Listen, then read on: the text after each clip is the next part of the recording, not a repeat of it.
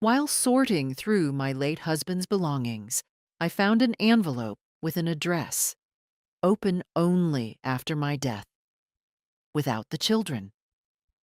I went to that address and saw a house. When I knocked on the door, a woman answered who introduced herself as, "Good day, dear listeners. It's Clara again. I'm glad you're here with me. Please like this video and listen to my story till the end, and let me know which city you're listening from. That way I can see how far my story has traveled. I used to think I knew every corner of my life. That sounds foolish now. The kind of thing a woman says before she learns the truth.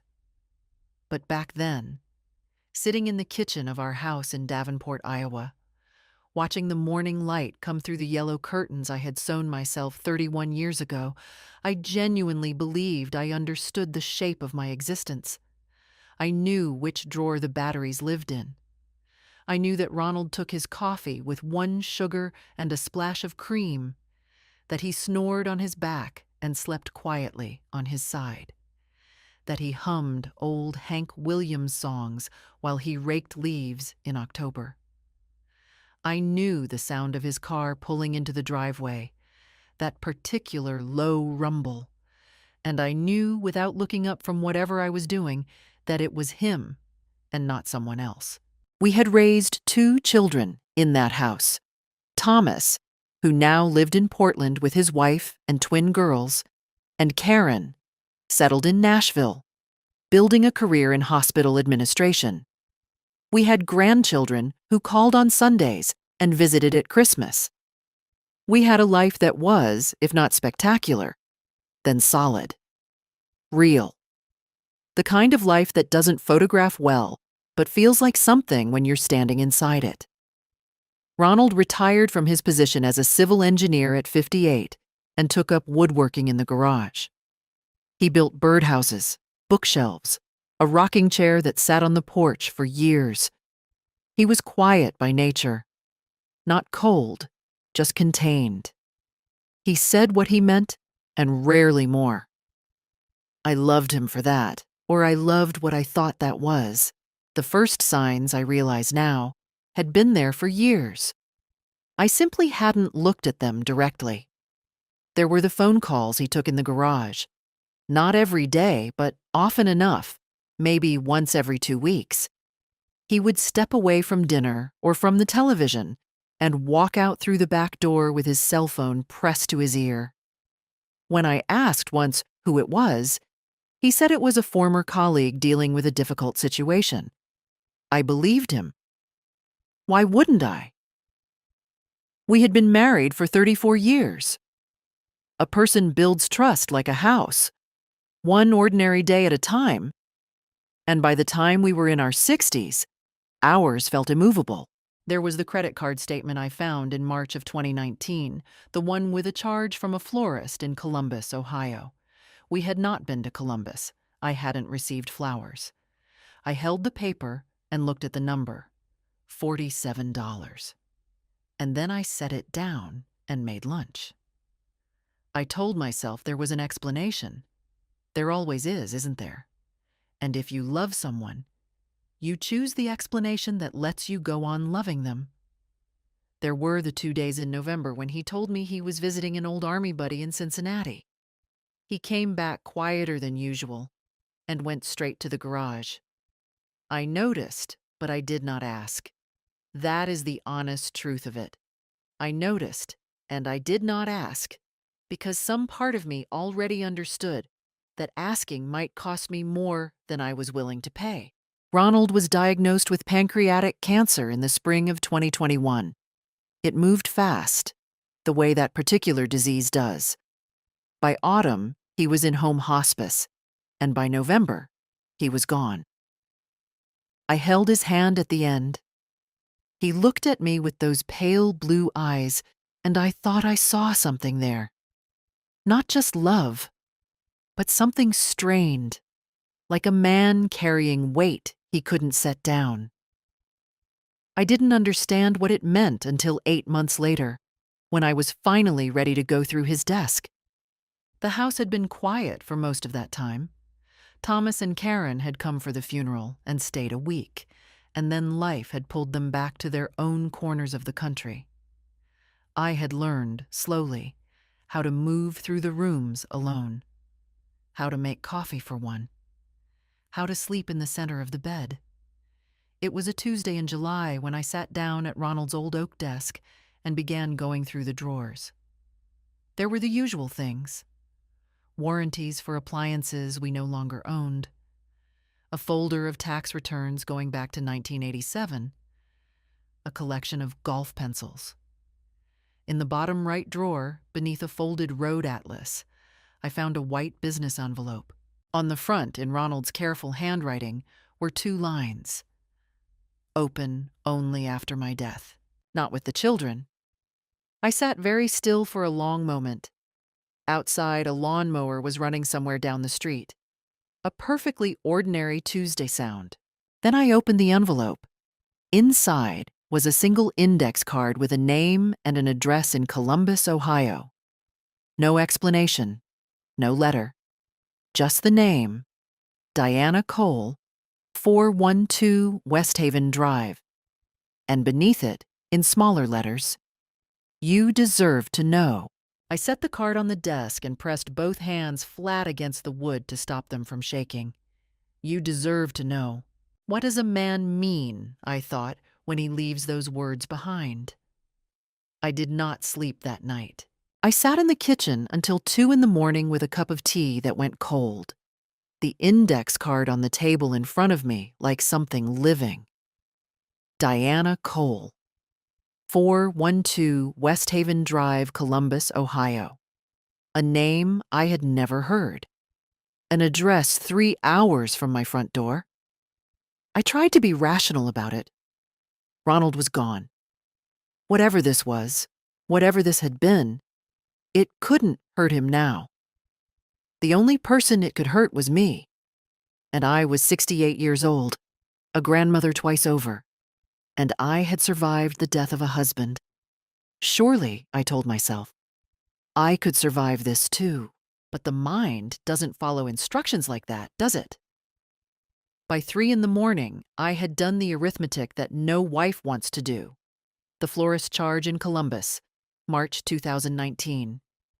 The Cincinnati trip in November of that same year. 2 more colleague phone calls I suddenly remembered from the following spring. A pattern that had been invisible to me while I was living inside it, but which looked perfectly clear now, laid out in sequence like tiles on a floor. 34 years. I kept coming back to that number. 34 years, 2 children, a house with yellow curtains, a porch rocking chair he built with his own hands. How long, I thought? How long, and how much of what I believed was real? By 4, I had moved from grief to something cooler. I recognized the feeling. I had felt it once before, when Thomas was 16, and I discovered he had been lying to us for months about where he was going on weekends. That same shift from hurt to clarity. Emotion doesn't leave. It just steps back and lets you think. What did I actually know? I knew a name and an address. I knew Ronald had wanted me to find it. He had written the card himself, sealed it, left it where I would find it. That mattered. He hadn't simply hidden this from me. He had chosen at the end to give me the means to discover it. You deserve to know. Why? What was I supposed to know? I thought about calling Karen. She would be sympathetic, but she would also try to manage the situation, the way she managed everything, with careful language and calm suggestions and an underlying urgency to resolve things quickly. Thomas would be gentler, but more lost. Neither of them knew their father the way I did, or the way I had thought I did. No, this was mine to carry first. Over the following 2 days, I began making a quiet inventory of our financial life, the kind of review I had never had reason to do before, because Ronald had always handled the accounts. I was not a passive woman. I had worked as a school librarian for 22 years. I managed the household. I made my own decisions, but our finances had been his domain, and I had allowed that. Now I wished, bitterly, that I had paid closer attention. I went through our joint checking account, normal, expected. The retirement accounts, present and accounted for. The savings account that we had agreed on together over the years, yes, it was there. But then I found the credit union statement in a folder I had never seen before. A separate account, opened in 2009, in Ronald's name only. The balance at the time of his death was $47,000. I sat down on the floor of his study, just sat down, right there on the carpet, and stared at the paper. $47,000, saved over 14 years in an account I had never been told about. What was it for? Was it for her? Was it a safety net? Was it guilt made into a number? I didn't cry. I had cried enough in the month since the funeral. Instead, I felt something settle in my chest, a kind of cold, determined weight, like a stone that has found its place at the bottom of a river. I was going to go to Columbus. Not that day, not without preparation. I was not a woman who acted on impulse. I had lived long enough to know that decisions made in the heat of shock are rarely the right ones. I would take a week. I would find out everything I could about Diana Cole before I knocked on her door. I would know what I was walking into before I walked into it. I went to the library, my old library, where I still knew the staff, and sat at the computer for 2 hours. Diana Cole, Columbus, Ohio. She was 61 years old, according to public records. She worked in healthcare administration. She owned the house on West Haven Drive outright. It had been purchased in 2010. She had one daughter, a woman named Brittany Cole, 34, who appeared to share the West Haven address. The house purchased in 2010. The secret account opened in 2009. The stone in my chest grew heavier. I drove home and sat on the porch in the rocking chair Ronald had built, and I looked at the yard he had mowed every Saturday from April to October for 30 years, and I let myself feel the full weight of what was in front of me. Then I went inside, made dinner, and began to plan. The law office of Patricia Ellman was on the second floor of a brick building on Brady Street, above a dry cleaner and a small insurance office. I had driven past it 100 times without ever having a reason to go in. Now I sat in a leather chair across from a woman in her early 50s with reading glasses pushed up into her hair and a legal pad in front of her, and I told her everything. She didn't interrupt. That was the first thing I liked about her. When I finished, she was quiet for a moment, writing something. Then she looked up. "Mrs. Hayes," she said, "I want to be clear about a few things. The account in your late husband's name, depending on your state statutes and the terms of your marital estate, may well be considered marital property. The same applies to any assets that may have been directed to a third party during the marriage." "You mean gifts?" I said. "Money. Potentially, yes." She held my gaze. If funds were transferred from marital assets to this woman, for the purchase of a home, for instance, those transfers could be considered dissipation of marital assets, even post-mortem, in terms of your claim to the estate. I had not known the legal term before that morning. Dissipation of marital assets. The phrase had the precision of a surgical instrument. "What do I need to do?" I asked. "Document everything," she said. "Before you contact anyone, before you make that drive to Columbus." I spent the following week doing exactly that. Patricia's paralegal, a quiet young man named Marcus, helped me request records. Bank records, property transaction histories, anything that was publicly accessible. I photocopied every statement from the secret credit union account. I organized the florist charge, the Columbus dates, the phone records I requested from Ronald's carrier, which it turned out I had legal access to as the executor of his estate. The phone records were the most difficult to read. There were calls to a Columbus number, the number registered to the West Haven Drive address, going back to 2008. At first, once every 2 weeks, then once a week. Then, in the years before his diagnosis, sometimes daily. In the month before he entered hospice, the calls had stopped. I assumed he had been too ill. Or perhaps he had told her. Had he told her he was dying? Had she known he had a wife, a home, children in Portland and Nashville? These were questions I couldn't answer from a distance. They were questions I would have to ask in person. But something happened before I made that drive. Something I hadn't anticipated. On a Thursday morning, 11 days after I had found the envelope, I received a phone call from a number I didn't recognize. Columbus area code. The voice on the other end was young, carefully controlled.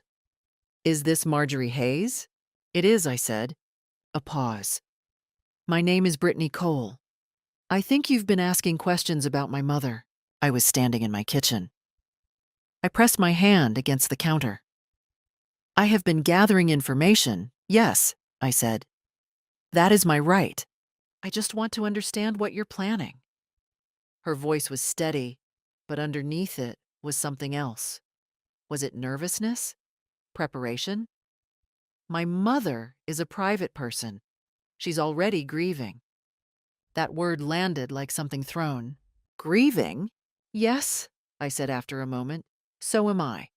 Brittany Cole said nothing. "I'll be in Columbus next week," I said. "I think we all have things we deserve to understand." I ended the call before she could respond. My hand was shaking slightly. I set the phone on the counter and stood very still in thought. She called to warn me off, not to explain, not to apologize, to warn me, which meant they had something to protect. That afternoon, Marcus emailed me the property records for 412 West Haven Drive. The home had been purchased in June 2010 for $218,000. The deed listed Diana Cole as sole owner. But the down payment, $54,000, had been made by wire transfer from an account I didn't recognize. I brought the routing number to Patricia that same afternoon. She looked at it for a long time. Then she looked at me. "Mrs. Hayes," she said quietly, "this account was opened by Ronald in 2009. The one you found the statements for, the $47,000 remaining in the account, the $54,000 wire transfer in 2010. He had funded her house." I sat with that for a long moment. The full, undeniable weight of it. Not suspicion any longer. Not the soft anxiety of a wife who noticed phone calls and chose not to ask. This was a document, a number, a wire transfer with a date and a source. There was no version of this that I had been wrong about. "What are my options?" I said. Patricia folded her hands. "Significant ones," she said. I drove home in the early evening, the sky going orange over the river, and I felt, for the first time since I had found that envelope, something that wasn't grief or fear. I felt ready. I drove to Columbus on a Wednesday morning in late August. I had asked Patricia whether she thought it was safe to go alone, and she had said, "Legally, you have every right to speak to a private citizen on public property. Keep it to the doorstep if you can. Don't go inside unless you feel completely comfortable." I had taken note of that and packed light. A folder of documents, a small recording device that Patricia had confirmed was legal to use in Ohio under single-party consent law, and the index card, which I had carried with me since I found it. The drive through Ohio was flat and golden with late summer. I listened to the radio and drank coffee from a travel mug and tried to feel ordinary. It almost worked. West Haven Drive was a quiet residential street, ranch-style houses, Mature trees, the particular stillness of a neighborhood where most people were at work by mid-morning. Number 412 had a neat front yard, a flower bed with late-season zinnias, a wind chime by the door. She had made a home here, with his money, while I was in Davenport sewing curtains and raising children and believing in my marriage. I knocked. The woman who answered the door was small, perhaps 5'3", with dark gray hair cut to her jaw and careful eyes. She knew immediately who I was. I could see it in the way her expression shifted, not to surprise, but to something prepared. "You must be Marjorie," she said. "I am," I said. "And you're Diana." She stepped back. "Come in." I had intended to stay on the doorstep, but I went in. The living room was comfortable and tasteful. A woman who had made her life deliberately with attention. There were photographs on a shelf. In one of them, I saw Ronald, younger, maybe 10 years ago, standing at a lake with Diana beside him and a younger Brittany behind them. A family portrait. I stood in front of it for a moment without speaking. Diana sat down on the sofa and folded her hands. "I don't know what he told you," she said, "or what he left you. But I want you to know I didn't know about you for the first 2 years. "And after 2 years?" I said. She didn't answer that. I sat down across from her and opened my folder. I laid the wire transfer record on the coffee table between us. "He used marital assets to purchase this house," I said. $54,000 from an account I was not informed of. My attorney has documented the transfer." The composure on Diana's face tightened. "This house is mine," she said. "My name is on the deed." "Your name is on the deed," I agreed. "But the funds used were marital property. I have a claim to those assets as part of the estate settlement." That was when Brittany came in. She had been somewhere in the back of the house. I heard her footsteps before I saw her. She was tall, with her mother's careful eyes, and something harder underneath them. She stood in the doorway and looked at me the way people look at problems. "I think you should leave," she said. "Brittany," Diana started. "No, Mom." She moved into the room. "You're harassing my mother in her own home. I can call the police right now." I looked at her steadily. "You're welcome to do that," I said. "I'm sitting quietly in a room I was invited into, speaking with a woman who was involved with my husband for many years using my family's money. I'd be interested to have that conversation in front of police." Brittany's jaw tightened. "Furthermore," I said, and I reached into the folder and removed Patricia's letter, a formal notice of claim against the estate and related assets, and set it on the table. "My attorney has filed a preliminary claim. You'll both be contacted through proper legal channels. This visit was simply a courtesy." The silence in the room was complete. Then Brittany said, in a voice that had dropped to something close and controlled, "If you pursue this, I will make sure your children know every detail of their father's private life. I have letters, emails. I will make it very public. I will make sure it follows your family." I sat for a moment with that threat. Then I picked up my folder, stood, and looked at her. "My children," I said, "deserve the truth about their father. If you release those letters, you'll be saving me a difficult conversation." I picked up my bag. "Good afternoon." I drove back to Davenport through the golden Ohio afternoon, and I stopped at a diner in Springfield and ate a bowl of soup and a piece of pie. And I sat there for 40 minutes looking out the window at the parking lot, letting the drive go out of me. When I got home, I called Patricia and told her what had occurred. She was quiet for a moment and then said, "You handled that exactly right. I didn't sleep well that night, or the next." The threat Brittany had made sat in me, not paralyzing, but present. The following Friday, I drove up to Portland to see Thomas and spent 4 days with him and his wife and the girls. I didn't tell him everything yet. I just needed to be somewhere that felt like family. By the time I drove home, I was steady again. The call came on a Monday.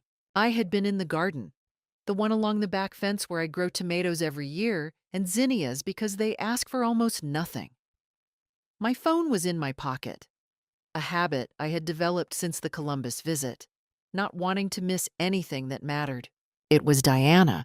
Her voice was different from the meeting on West Haven Drive, less defended, more careful. The voice of someone who had rehearsed. "Marjorie," she said, "I've been thinking. I believe we got off to a very difficult start, and I take responsibility for some of that." A pause. "I want you to know that I never wanted to cause you harm. I know that's hard to believe." I stood among the tomato plants and said nothing. "I was thinking," she continued, "that perhaps there's a way to resolve this that doesn't require lawyers and courts. Ronald wouldn't have wanted this. You know that. Ronald wouldn't have wanted this." She said his name easily, the way you say the name of someone you knew well. "What are you proposing?" I said. "A settlement," she said. "Between us, privately. I keep the house, you keep the estate accounts, and we both move on with our lives. No courts, no publicity, no pain for your children." I pulled a small weed from between the tomato stakes with my free hand. "I'll think about it," I said. "I'm glad to hear." I said I'll think about it, I repeated evenly. "I'll be in touch through my attorney." I ended the call. I stood there for a moment in the garden, and I noticed something. I wasn't tempted. Not in the way I might have been 3 months ago, when this was new and everything hurt in the raw, open way of a fresh loss. Now the hurt had had time to settle into shape, and its shape was clear. This was not about money alone. It was about what Ronald had taken from me when he built a life in Columbus. Not just money, but the certainty that what I had known was real. You cannot settle a claim like that with a private agreement. I called Patricia that afternoon and relayed the offer. "What would you like to do?" she asked. "Decline," I said, formally, through you. "Noted." I could hear the slight approval in her voice. That same week, I had dinner with my oldest friend, Connie Marsh. We had known each other since our sons were in first grade together. Nearly 40 years. She was the one person outside of Karen and Thomas whom I trusted entirely. I had not told her the full story yet. I had given her pieces. Enough that she knew something was happening. Not enough that I felt exposed. That evening, I told her everything. Connie was the kind of woman who didn't fill silences with unnecessary sounds. She listened. She asked questions that were precise and unsentimental. When I finished, she was quiet for a long moment, and then she said, "Ronnie always did like to keep his hands in things." I laughed. A short, genuine laugh, the first one in weeks. It felt strange and necessary. "You're not alone in this," she said. "Whatever you need." I drove home from Connie's house that night through the familiar streets of Davenport, the river dark and wide in the distance, the old brick storefronts lit from inside, and I thought, this is my city, my life. I built it too. I was not going to be managed out of it. They came on a Saturday morning. I was not expecting them. They had not called ahead, which told me something. A woman who calls ahead is asking permission. A woman who arrives unannounced is trying to remove your ability to prepare. I heard the car in the driveway and looked out the kitchen window. A silver sedan I didn't recognize. Diana got out first, in a beige blazer and pressed slacks, carrying what appeared to be a small arrangement of flowers. Brittany came behind her, in dark clothes, her expression neutral. Flowers. I noticed that. The same kind of flowers, I thought, that a person brings to a funeral. A gesture designed to signal goodwill while reminding you, underneath, of loss. I went to the front door and opened it before they knocked. I wanted them to know that I had seen them coming, that I had been watching. Diana smiled, a careful, practiced warmth. Marjorie, I hope we're not disturbing you. She held out the flowers. We wanted to talk face to face, without lawyers. I looked at the flowers and then at her. Come in, I said. I did not put the flowers in water. We sat in the living room, me in Ronald's old chair, Diana on the sofa, Brittany at the edge of the sofa nearest the door, as if positioning herself. I brought no coffee. This was not a social call, and I didn't see the value in pretending otherwise. The three of us sat in a room full of Ronald's absence, and I let that silence do its work for a moment before anyone spoke. Diana began with the softer approach. She talked about grief. She talked about how strange and painful the last year had been for everyone involved. She talked about Ronald, how much he had loved everyone, how complicated he was, how she believed that love, even when imperfect, was still real. She spoke carefully, with the cadence of someone who had rehearsed in the car on the way over. I listened without interrupting.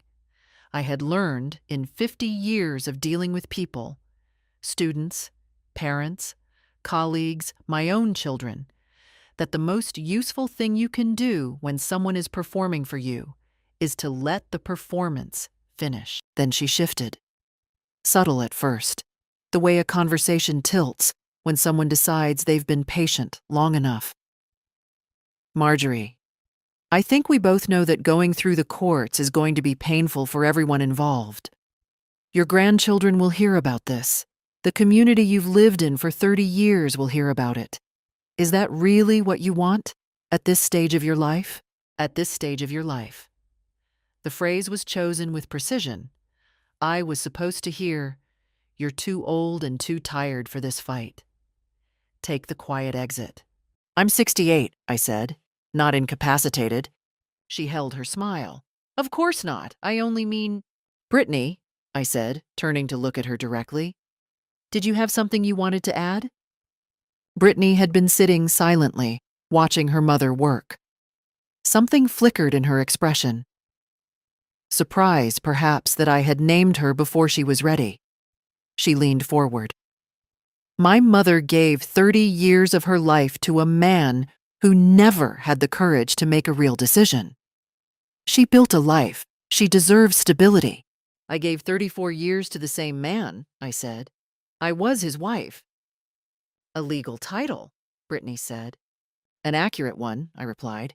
Brittany's composure shifted, just slightly, just enough for me to see what was underneath it. The patience she had been wearing like a coat came off. If you file that claim, she said, I will contact every local paper, every community group you're involved with. I'll make sure that the story of your marriage, the full story, is told publicly. I have emails. I have photographs. And I won't be gentle about how I tell it. I looked at her for a long moment. I thought about the tomatoes in the back garden. I thought about the rocking chair on the porch. I thought about a Tuesday morning and an index card in a bottom drawer. Brittany, I said, you've threatened that before. In your mother's living room the first time I came to Columbus. I made a note of it then, and I'm making a note of it now. My attorney has been informed of the prior threat. If you follow through on it, you will be engaging in conduct that has a specific legal name. I paused and let that settle. Have you spoken with your own lawyer about the word extortion? The room went very still. The kind of still that has weight. Diana put a hand on Brittany's arm.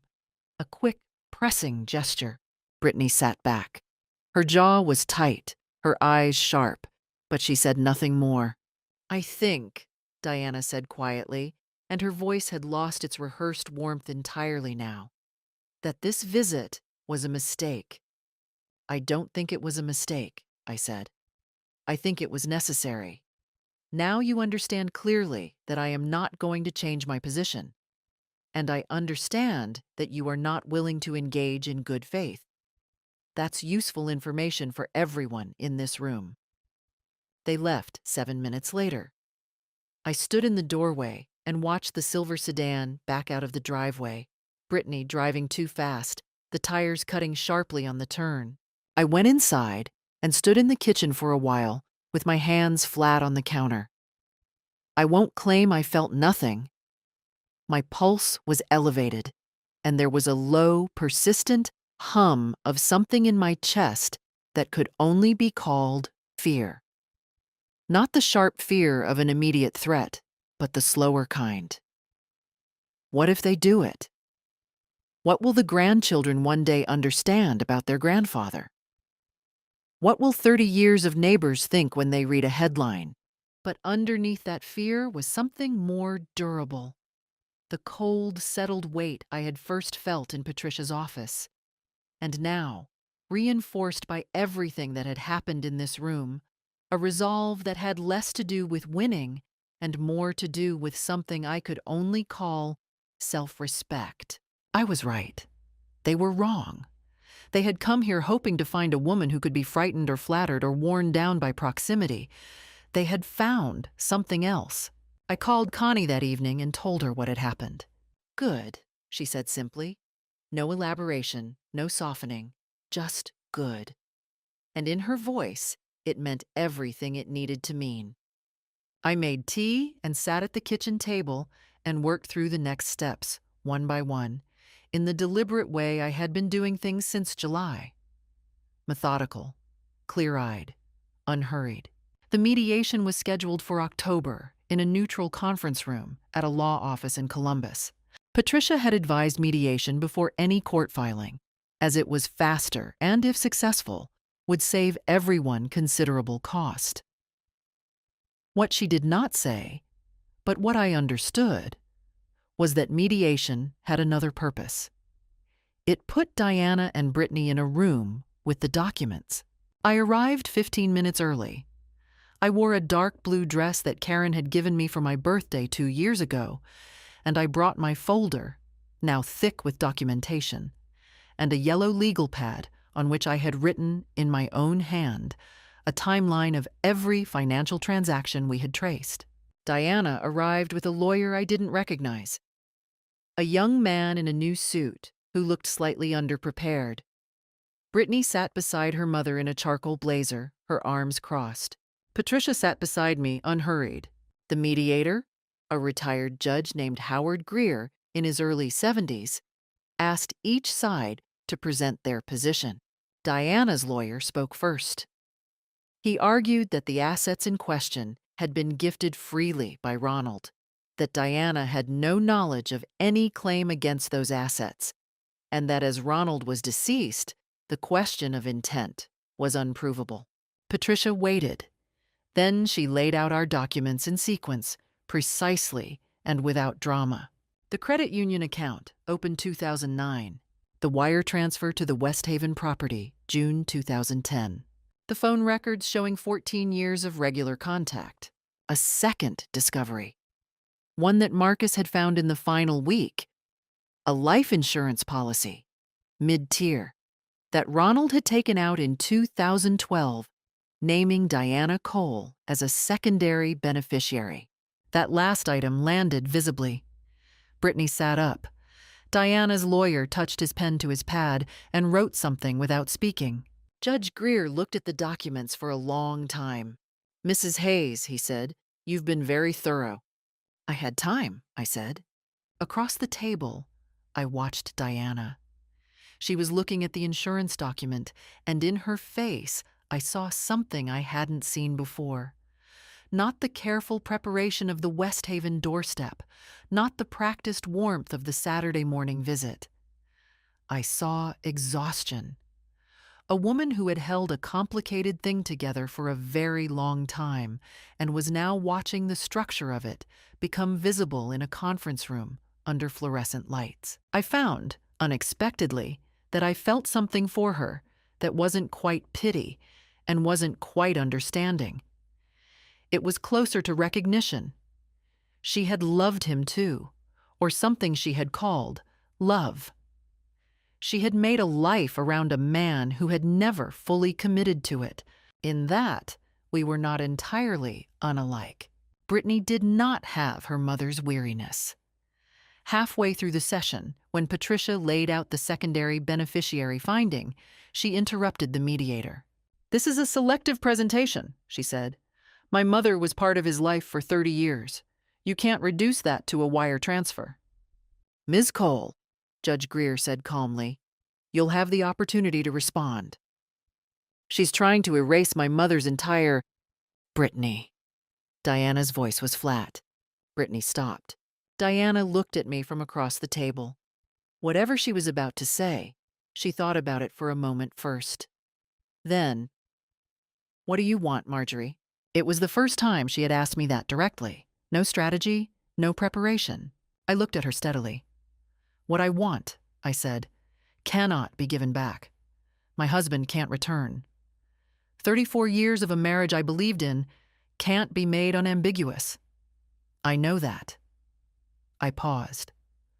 "What I am asking for, through this process, is the return of marital assets that were removed from the estate without my knowledge, and an acknowledgement, through the legal record, that those assets were marital property."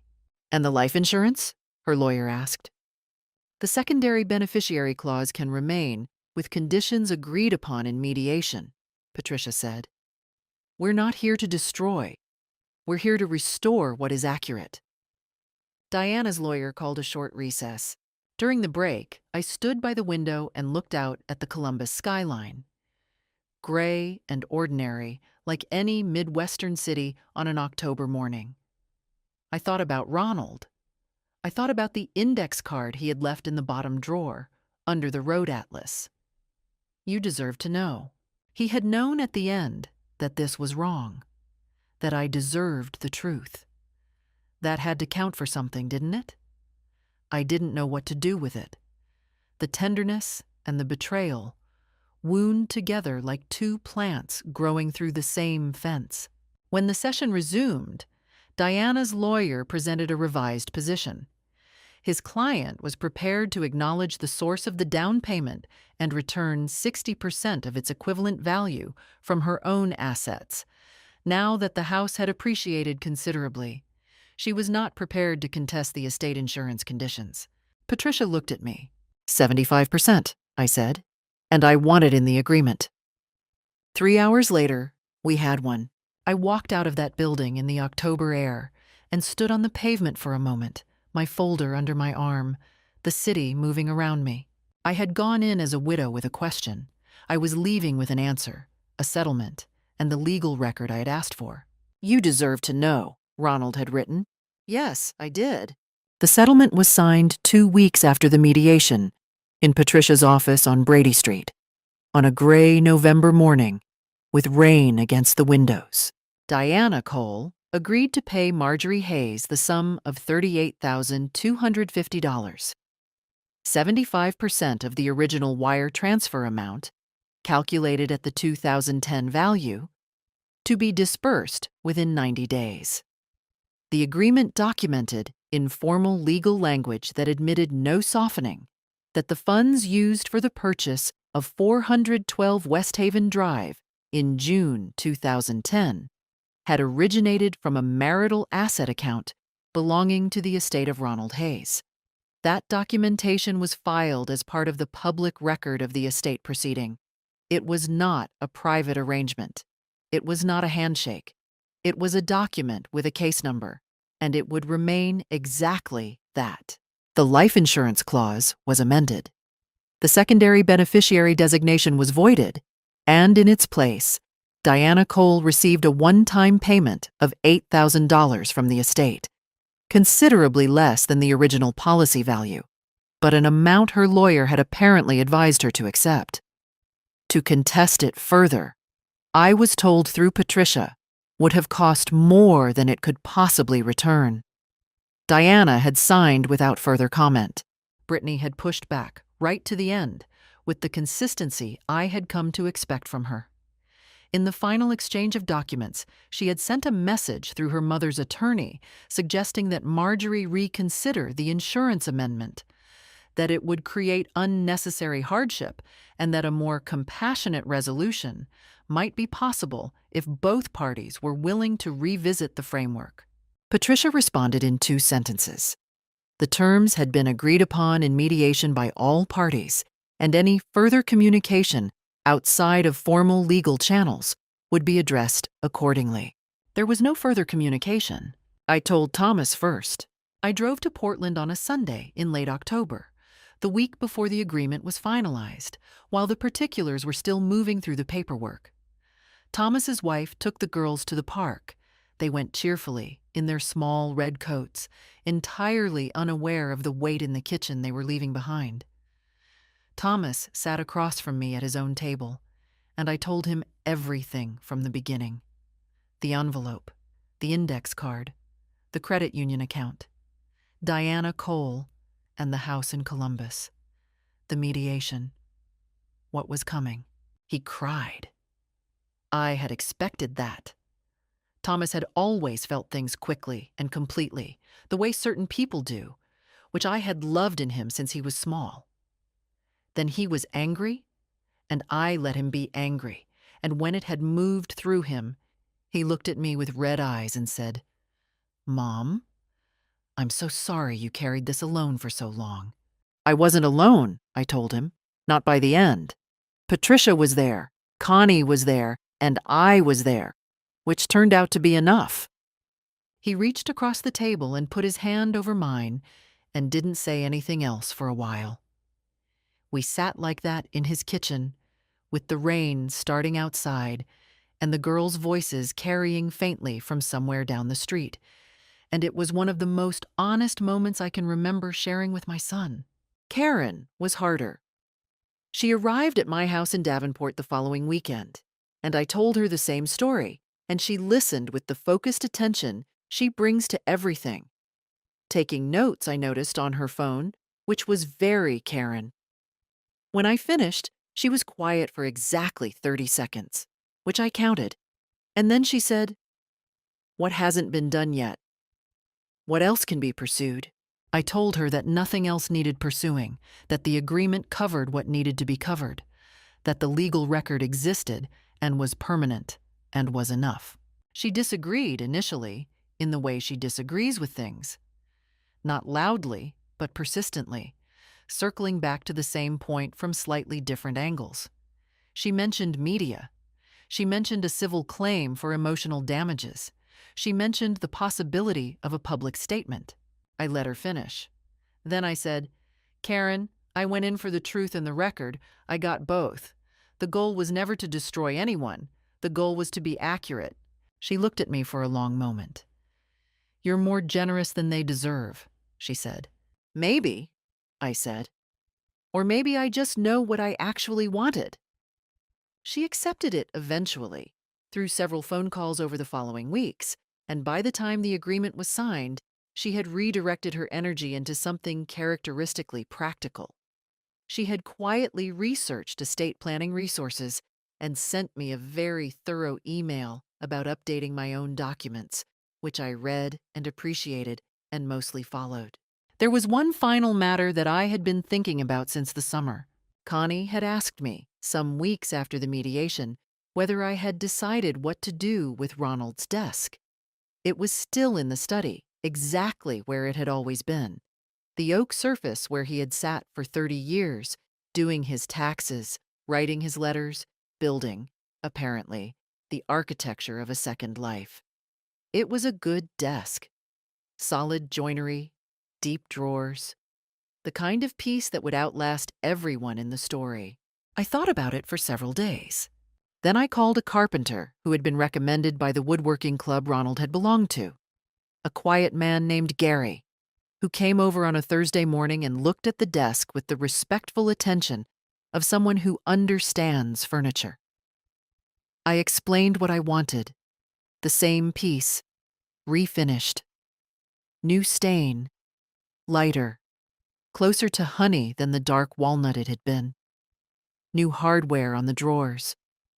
The surface sanded back to clean wood and treated again from the beginning. Gary did a beautiful job. When the desk came back, It looked like itself, but remade.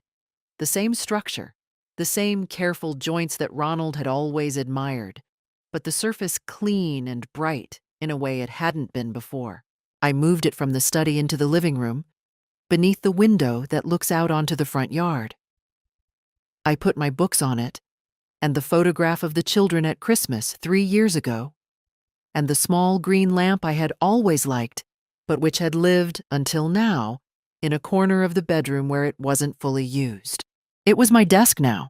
It had always been partly mine, in the way that everything in a marriage is partly both people's. Now, it was mine without qualification. The check from Diana Cole arrived on a Tuesday morning, exactly within the 90-day window, in a plain envelope with no note inside. Just the check, made out to Marjorie E. Hayes in the agreed amount, with Diana's signature at the bottom, in the careful handwriting of someone who had thought about every letter before she wrote it. I looked at it for a moment, just looked, without hurrying to do anything with it. Then I drove to the bank and deposited it into a college savings account I had opened the previous week, in the names of my 2 granddaughters in Portland. Their grandfather had funded a house in Columbus. It seemed right, and more than right, that the returned portion of that money should fund something for the family that had always been real. Something that would grow. Something that the girls would use years from now, without any knowledge of where it had started, which was fine. They didn't need to carry that. I had carried it, and I had put it somewhere useful, and that was enough. I kept nothing from the settlement for myself. I had what I had come for, the legal record, the documented truth, and the clear knowledge, permanent now, unambiguous, that I had not been wrong to open the envelope or to make the drive, or to sit across a conference table and ask for what was accurate. That evening, I made dinner on the good plates, the white ones with the blue border that had been a wedding gift and which I had been saving, without fully realizing it, for occasions that felt significant enough. I set one place at the table. I poured a glass of wine. I sat down in my house, in my chair, at my table, in the life that was entirely and completely mine. And I found that it felt, for the first time in longer than I could clearly remember, like exactly enough. The following spring was the best one I can remember in years. Thomas and his family drove down from Portland in May and spent a long weekend. We planted the back garden together, the girls on their knees in the dirt with small trowels, deeply serious about their tomatoes, which made me deeply happy. Thomas was quieter than he used to be around the house, more careful, the way people are when they've been inside a grief and come back out. We didn't talk about his father every day.